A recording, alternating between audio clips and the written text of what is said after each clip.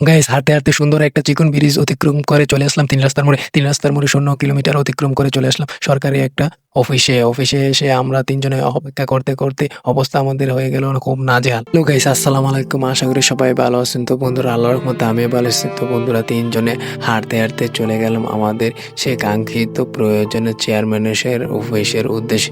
তো বন্ধুরা, আস্তে আস্তে হাঁটতে হাঁটতে 3 রাস্তার মোড়ে চলে আসলাম। 3 রাস্তার মোড়ে এসে দেখি 0 কিলোমিটার অতিক্রম করে আস্তে আস্তে চলে গেলাম অফিসের উদ্দেশ্যে রাস্তা ধরে।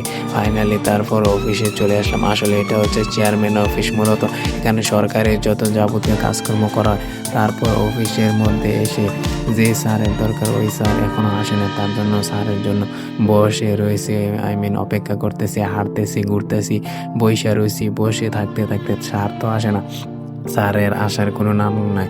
বসে বসে অপেক্ষা করতেছি। তারপর ফাইনালি সে চেয়ারম্যান সার্টিফিকেট কাগজটি ডান। আসলে কাগজটি নেওয়া হয়েছে মূলত বড় ভাইয়ের এক কাজের জন্য।